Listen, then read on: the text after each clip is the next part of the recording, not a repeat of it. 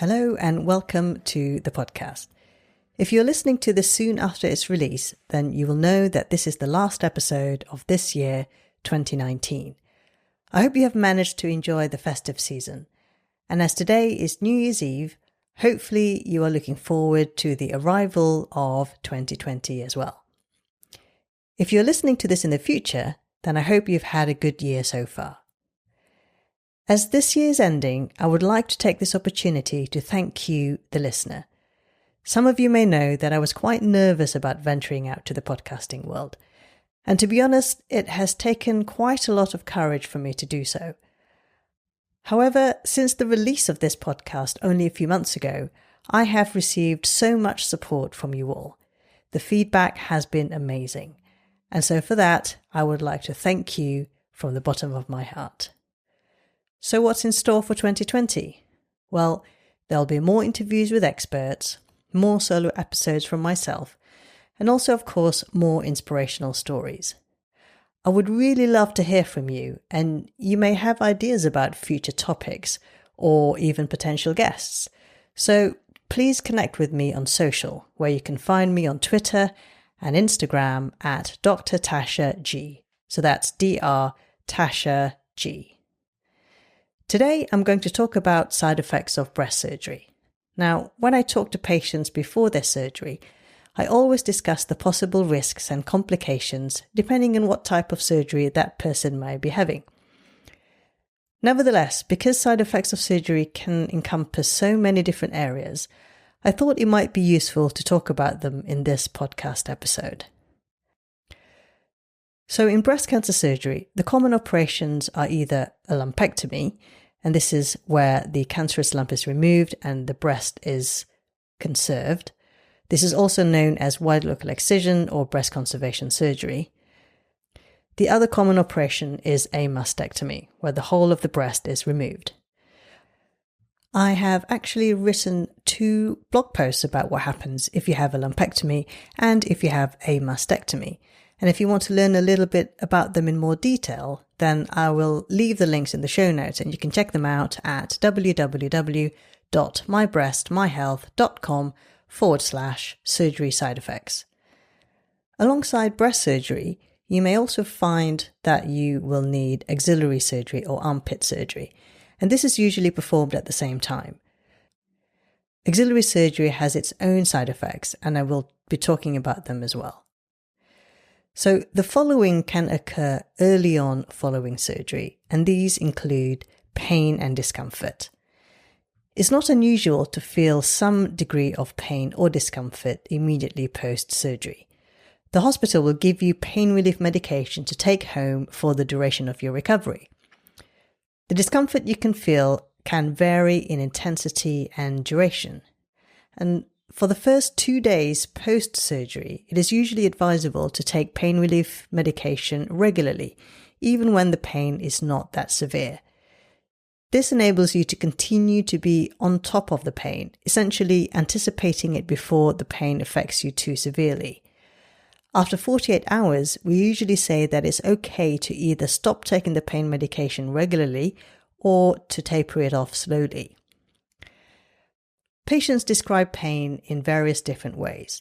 It is not unusual to feel, as I said, a dull ache or discomfort for a few days, and this should settle with time. After a week or 2, you may notice intermittent sharp shooting pains or stabbing pains. Some experience tingling, burning, or prickly pains. This is usually attributed to nerve pain, or what we also call neuropathic pain, where the nerve endings start to fire up again as they start to regenerate as part of the healing process. These types of pains can continue for a few weeks or months, although with time they should become less frequent and less intense. Some patients do suffer from chronic pain, and it has been thought to affect up to 20 to 30% of patients. And for some, this can be quite debilitating and can have a big effect on daily living. A recent study published in the Annals of Surgical Oncology in 2018, and I will leave this link also in the show notes. This study found that the risk factors for a higher pain burden include young age, So if you are younger, then you are at a higher risk of experiencing pain. If you have a higher BMI, then you are at a higher risk of experiencing pain. And the other factor was that if you have high preoperative anxiety. Interestingly, amongst surgical variables, only axillary surgery was associated with greater pain at 6 months after surgery. They actually compared the pain burden of patients who've had breast conservation surgery versus mastectomy versus those who had a mastectomy and reconstruction, and they did not find a significant difference in pain burden between these three groups, which I thought was quite an interesting find. Another factor that was thought to contribute to chronic pain post-surgery is the severity of acute post-operative pain in the immediate days and weeks after an operation. So to minimize this, it is so important that enough pain relief is taken to keep on top of the pain. The other thing is being well prepared for surgery is also extremely helpful. It is important to find out as much as possible about the operation, the recovery time, what to expect to feel immediately after the operation, and what things are considered to be normal. This knowledge will hopefully help you through any fears or anxieties, which in turn should minimize the risk of chronic pain. The second possible or common side effect is altered sensation. So you may experience a sensation of numbness, tingling, or hypersensitivity following surgery. And this can affect the surgery area itself or the area around your scars. If you've had a mastectomy, then it is likely that you will have no feeling at all around the scar and around the chest wall. In other words, it will be completely numb.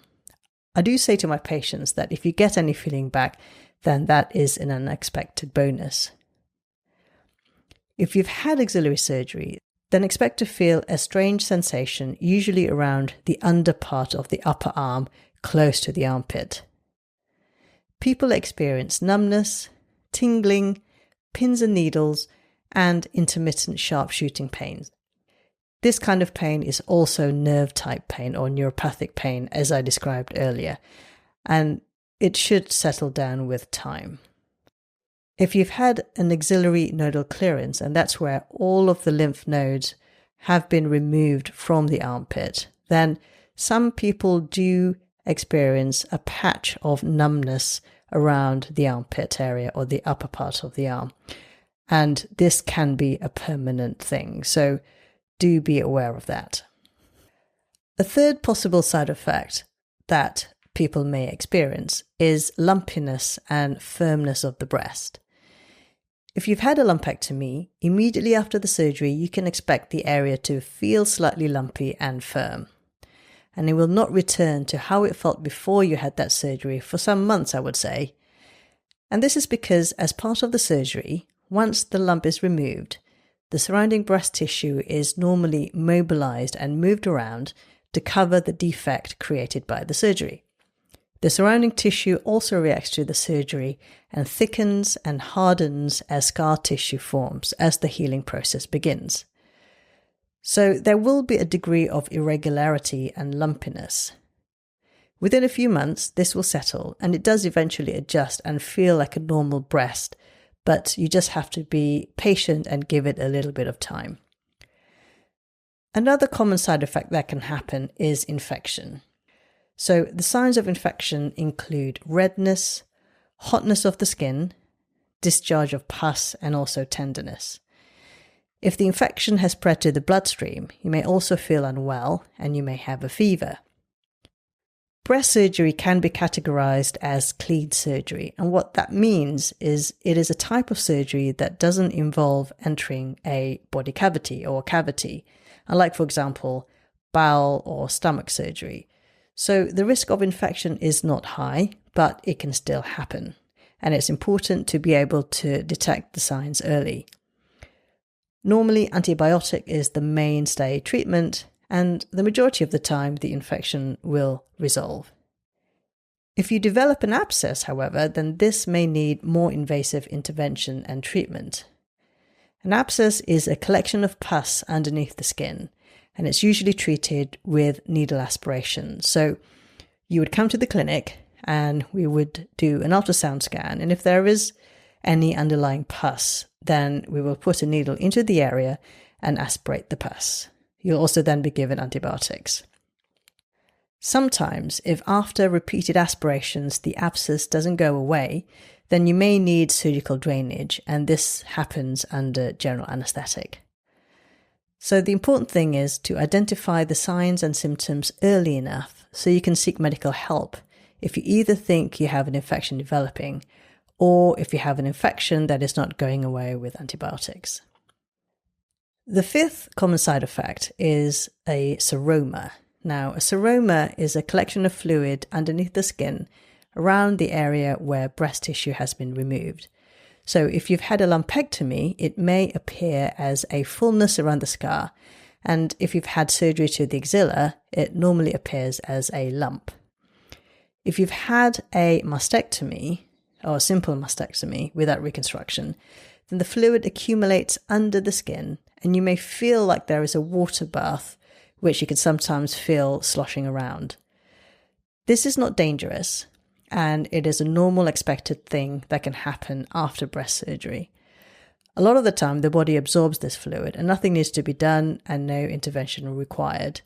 However, occasionally the fluid doesn't go away, and so if that is the case, then what we do in the clinic is simply put a needle into the area, and with a syringe we remove or aspirate the fluid. This process only takes a few minutes and is not uncomfortable. Sometimes you may need the seroma to be aspirated a few times in order for it to be completely drained. The following side effects can occur as late events, months or even years following surgery. Tiredness is one of them. Now, tiredness can be due to multiple factors. The time between a cancer diagnosis being given to the time of surgery can be an extremely stressful time, which can be exhausting. Just having to deal with that diagnosis is challenging, but then juggling between personal life, professional life, and all the hospital appointments can also be quite difficult. Coupling all of that with having an operation and a general anesthetic, it's not surprising that people do feel tired following surgery. And for some, this can last for weeks and sometimes months. So just listen to your body and be kind to yourself. And if you are feeling more tired than normal, then do take a rest and identify when you need that downtime. So tiredness is not an unusual experience to have after an operation. Another late side effect that can happen is lymphedema. And if you've had axillary surgery, then the development of lymphedema is always a risk. A sentinel lymph node biopsy, where only up to 4 nodes are removed, carries with it a risk of around 5%. Whereas an axillary nodal clearance, this is where all the lymph nodes are removed from the armpit, has about a 20% risk of causing lymphedema. Now, clinically, lymphedema manifests itself as a swelling of the hand and arm, and this can happen sometimes years post-surgery. At the moment, it can be difficult to treat. There are currently new and innovative surgical techniques being developed, but by and large, it is currently an irreversible condition. Lymphedema can occur when there is a disruption of the flow of lymphatic fluid around the body. In the case of breast surgery, it's the arms. We know that lymphatic fluid circulates around the body and drains through the lymphatic drainage system into the lymph nodes.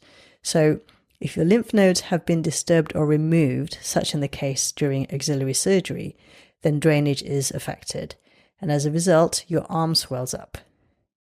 The treatment for lymphedema at the moment is physiotherapy, including manual lymphatic drainage, as well as exercises and the use of compression sleeves. The last thing I would like to talk about is depression, and this is probably the consequence of not only the surgery itself, but also an accumulative effect of the cancer diagnosis, as well as the aftermath following that. It is important to distinguish between a feeling of sadness and major depression. A cancer diagnosis is huge and it impacts one's life and those around you, and people react to cancer diagnosis differently. A feeling of grief and disbelief, denial and sadness are all normal reactions to a cancer diagnosis, and these feelings may intermittently surface throughout the post-operative phase. Depression has been found to affect about 15 to 25% of cancer patients, and this can be quite debilitating. This not only has an effect on the patient, but also on the patient's families and friends.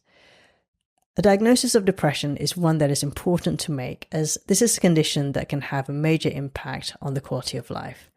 Some are helped with one-to-one counseling. However, others may benefit from seeking professional help, and this can be arranged by the family physician or GP.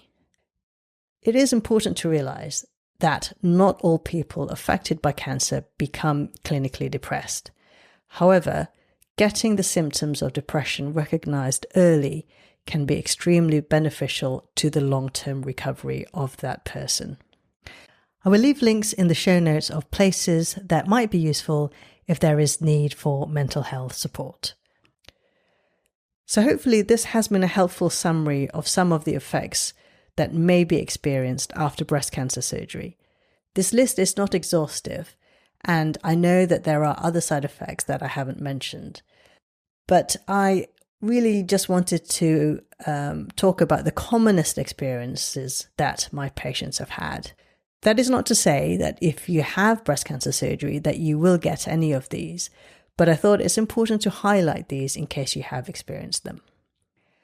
So thank you so much for listening. And as mentioned earlier, I would really love to hear from you. So do find me on social media, and you can find me at Dr. Tasha G. That's Dr. Tasha G. And if you want to make sure that you don't miss any of the future episodes, which are released every 2 weeks, then do hit that subscribe button on your podcasting app of choice.